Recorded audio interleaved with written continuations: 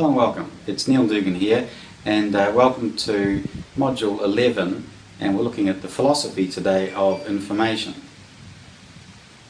I often lightheartedly say to people when I'm talking to them about all manner of things to do with their physiology and their well-being in general, that we are really an information package, so we're a great big package of information.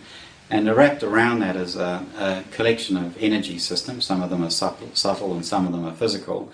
And wrapped around that again is our physical body. So this is quite the reverse of how we normally look at these things. So when people talk about themselves and they're thinking about themselves, they're thinking about their body. And of course the body is not the only you. So if we're thinking about this concept of information, that we are a big information field, the easiest thing to think about, of course, is the DNA, and the DNA is just pure information. It's incredibly rich and it's able to construct the miracle which is your body.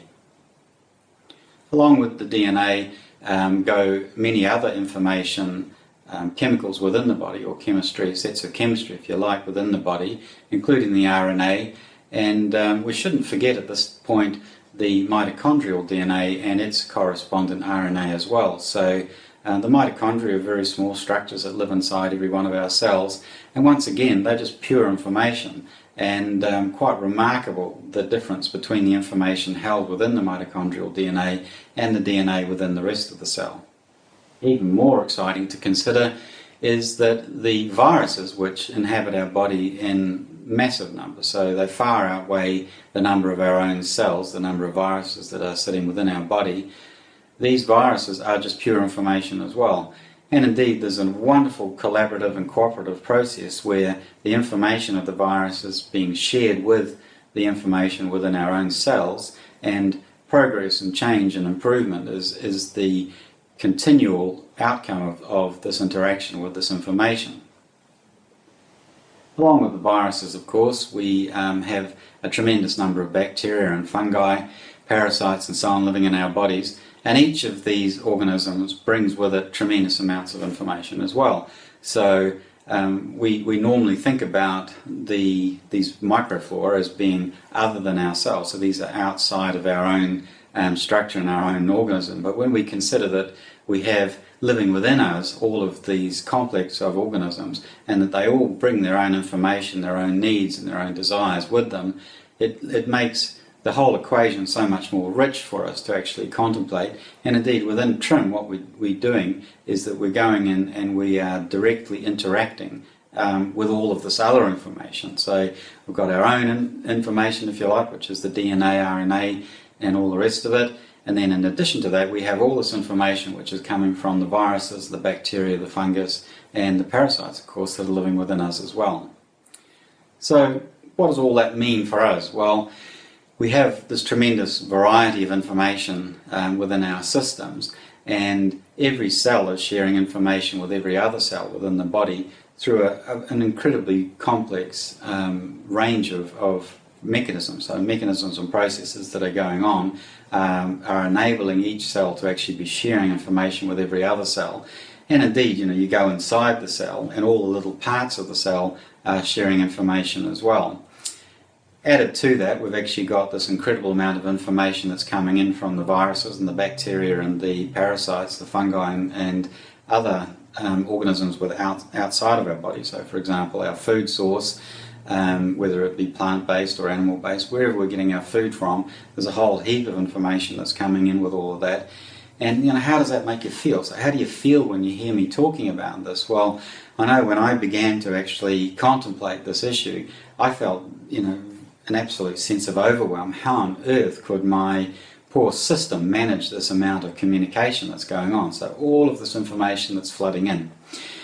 Now, the good news is that we have a tremendous number of automatic ways of actually managing all of this information. So there's no possible way that our conscious mind could actually manage all of this, and the huge majority of it's actually all being managed within our unconscious mind.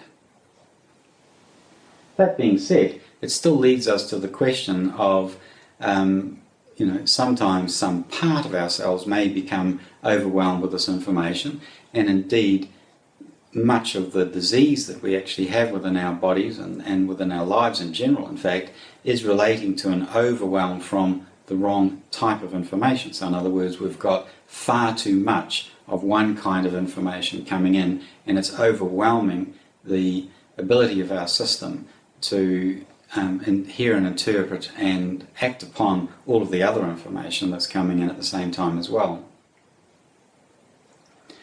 A further opportunity for a disease condition to actually arise is where we're actually not getting enough of some types of information either, and this can be for many, many reasons. So whether one cell doesn't want to share one type of information with another cell, for example, for whatever its reasons might be, and these could be very complex and many indeed. Nonetheless, if for whatever reason that information is not being delivered to us, well then how on earth can we possibly go about and function correctly? Added to that, of course, is we have to consider the intentions and purpose of the deliverers of this information. So for example, if you have a really great example would be a cancer cell. So a cancer cell is behaving in a very disorderly manner compared with all of the other cells that are in the tissues around it. And do you think, would you imagine that the information that was going to come from that cancer cell to the other cells in the area, do you think that would be necessarily purely for the best interest of those other cells, or do you think it might be misleading? Well, clearly there's an opportunity for a cell which is going rogue, as a cancer cell does, to be delivering very inappropriate and very misleading information. Added on to that would be, what are the needs and the purpose and intention of a virus? Is the virus genuinely wanting to collaborate and cooperate, which most of them are, of course, most of the time. However, sometimes we know that viruses really are not helpful at all, and in that case, they're delivering some information to us which is not very consistent with the best needs of the organism. It might be consistent with getting a point across, it might be consistent with many other things, but is it trying to make you well, for example? No, it's not. It's trying to deliver its own information for its own reasons, and in that way it has the energy of being misleading. So the next thing I want to contemplate is the idea, if we've got all of this flowing information going on around the place between all the different types of cells and the different structures in our bodies and all the rest of it, and let alone all of this communication that's going on between our food and our cells and our environment and us, the animals that are on the planet and us, the actual planet and us. We've got all of this communication going on all over the place. And the question that actually arises out of that is how freely do we actually articulate the information back to our environment? So how free are we with our information that's going back to the viruses that are sitting in our body, to the bacteria? How free is the information that's going back to our food source? How free is the information going out to the general environment, to the earth? You really have to consider how willing we are to share this information about what our needs are with our environment. So when we get to the point where we are able to share purely what our needs are with our environment in this very, very broad context that I'm talking about here, then we're doing our absolute level best to get this information shared and out where it can actually be of use as a service to our environment, as well as benefiting ourselves, of course, as well. Well, this conversation wouldn't be complete, of course, if we didn't actually look at the other side of the equation, and if everything is talking to us, how well do we listen? To what extent are we actually opening ourselves up to be able to hear from all of this communication that's coming in? Now, we're talking about the communication coming in and us listening, that it might be that our DNA needs to listen to some information coming in, that a chemical process within our cells needs to actually hear some information that's coming in. It could be that our heart chakra needs to actually hear this information that's coming in so that it can act on it and do whatever it needs to do to actually incorporate the needs of wherever this other information is coming in. So I talked about the idea of us being an information system at our core, with an energy system wrapped around it and a body clamped tightly around that as well. Well, you have to consider the needs of all of those aspects of ourselves. So we're talking about the body a lot, we tend to talk a lot about the body, but what are the needs of the energy systems within our body? What are the needs actually of that information field as well?